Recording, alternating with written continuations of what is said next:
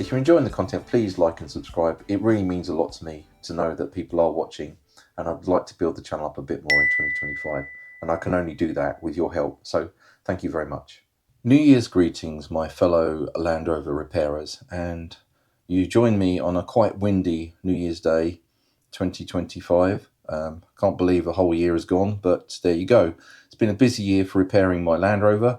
Done a lot more probably in the last half of the year than in the first half. The first half of the year I was sorting out my daughter's Mini, which needed quite a lot of work doing to it to get through the MOT. So the reason I'm doing this video is because I've had a look at the costs and things that I spent on the car, and so I'm actually looking at the repair costs rather than tools and other things, so I'm going to focus on that. I got a bit of a shock because it's probably a year where I spent more than I would generally spend, and I'm just sort of wondering whether maybe it is time to look at getting a new car, maybe it is time to ditch an old Land Rover and do something else. The problem that I have is that I like my car. There's not really anything that wrong with it, despite it being old, and there's lots of things on it that have been repaired and are in good order, and probably more things on it that are going to get repaired in 2025 that will keep it in good order. It never suffers badly when it comes to MOT testing time, so why really would I ditch it? Yeah, it may not be the most environmentally friendly vehicle compared to a lot of these new cars, but how do we know really what the carbon emissions are on a newer car? Plus, in my view, keeping your car going is surely better for the environment than constantly changing it every year. Dunno, maybe if I had loads of money, I'd be one of those people. But at the moment, I think I'm going to stick with my Land Rover. So let's have a look at the repairs I've done in 2024 and see exactly what it cost me. The first repair I did in 2024 was the rear left upper suspension arm. So the arm and the fitting kit cost me £140 and 79p. The other sundries that I bought to go with it were brake pipes. So on the upper arm and the lower arm there are several brake pipes that connect the flexible ones. They were all pretty corroded, so I decided to replace them. That cost me an additional £34. And when I did that repair, I also noticed that the rear brake caliper looked pretty corroded on the piston, so I decided rather than buying a new caliper, I'd see whether I could refurbish it, and I purchased a rear caliper repair kit. That cost me £18 and 95p. So then we move on to May of 2024. So in May, I decided that I would quite like to replace the upper front suspension arms, which are the small ones at the front of the Land Rover. So I managed to get a genuine Land Rover one for £75 off that well-known auction website. I couldn't find another genuine Land Rover one for a decent price, so I ended up buying a Febby Bilistone one instead. As anyone may have noticed who owns a Land Rover, the prices have really rocketed on genuine parts. I mean, I look back a few years and you could get things for a decent price, but now they're just sort of getting crazy. So thanks to the government for inflation for that one. Along with doing those front upper arms, it became obvious to me that the flexible brake pipes as well for the front suspension are pretty corroded. So the front brake hoses were £49 and 95p. So I think that was the sum total for that. No, I'm missing a couple of bits. The other thing I did invest in this case were the actual correct bolts and nuts to fit the suspension parts. So I did actually get genuine Land Rover nuts and bolts for those, because again, they're going to go in a place where they're not going to be looked at for a long time, and I just want to make sure that the bolts can be torqued up correctly and they're reliable. So the genuine nuts to fit the upper suspension arm bolts were £8, so that was 4 of those. So I bought another 4 of the bolts. They were more expensive. I mean, genuine ones, they were quite expensive. So they were £18, and there were 4 of those as well. So I knew that I had the correct fixings for that. Once I'd done the upper arm in April, it became apparent to me that the lower arms are also in poor condition. The front ones had been replaced before, but none of the rear ones had. And when I started to inspect them and look at them when I was doing the rear upper arm, I thought actually these really need replacing. The rear lower arm kit cost me £306. It came with all the nuts and bolts that I needed and was generally of good quality. In June 2024, I then moved on to the anti-roll bar links at the front and rear. So I purchased the nuts, the anti-roll bar link nuts. That cost me £5 and 49p. Moving on to the anti-roll bar links, they were mailer ones I got for the front. They were £40 and 96p. and then the rear ones were just like new old stock on a well-known auction website. They were £10, which was a bargain. Also in June, I replaced the rear anti-roll bar bushes. I had those for ages. I can't find how much they cost. I don't think they were incredibly expensive, but they were sitting in the garage for a long time. The only different thing I bought with those was I went and bought slightly improved or enhanced what I thought bolts to put on.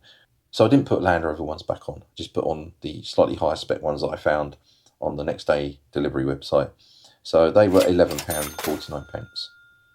In July, I was inspecting the rear upper suspension arm of on the right hand side.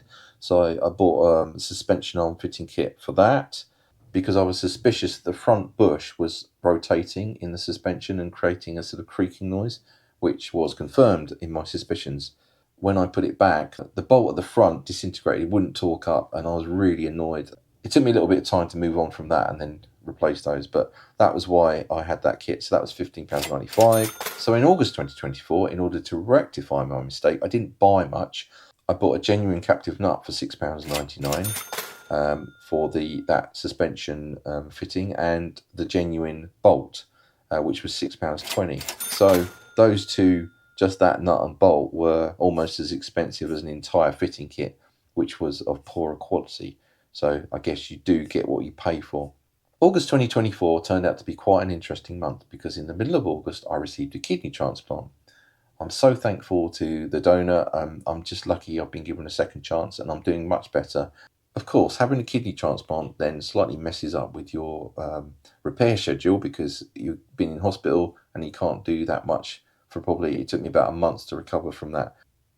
So we move on to September 2024. At this point, I'd purchased the Walborough/TI Automotive fuel pump, which is a GSS 340 in a kit. So it had the wiring connector, because if you don't buy the kit, the wiring connector is expensive on its own. That's why I did it that way. And that cost me £76.95. Another issue that had arisen when I took off the right-hand rear upper suspension arm as well was that the knuckle bush had got a split in it, so I had to replace that as well. That's a Mailer one again. That was £13.37. For the fuel tank, I purchased some stainless steel M10 flange bolts just to replace the crusty ones that were on it. That was £8.72. So in October 2024, I was doing the rear brake lines. The actual pipe and the fittings weren't very expensive. I put down £21.93 because I can't exactly, I think I might have bought like a couple of, very cheap other bits, but that's the price that's for the pipe and the pipe connectors. So that was actually really cheap. It cost me more to buy the bits on the rear once I'd taken everything apart to take the brake pipes off, because the flexible hoses were kind of gone at the back. Because we had to take the exhaust out as well, we ended up with the exhaust rubbers. They looked a bit perished. So that cost £102.50. I got those things from a factor. The brake pipe came from the well-known next day delivery website. Then we move into November 2024, where I did a quirky experiment on the fuel rail pressure sensor. That cost me £19.95 from the well-known auction website, and from a salvage company that operates on there that I recommend as well, who are very good and sell lots and lots of nice Land Rover parts. I also spent £7.95 on a genuine relay because the fuel pump relay that I kept taking in and out kind of mildly damaged it. And then we come to the final thing that I purchased in 2024, which was the lower steering column, a genuine one. That cost me £250. I searched and searched and searched around for it. Again, the well-known auction website's a really good place to find things that are a bit cheaper. That's the cheapest I could find at the time. You may be lucky and find it cheaper than that, but that's a genuine one. The reason I went for a genuine one is because I had purchased a cheaper one before. Steering was never straight, and it just felt worse than the old one I took out.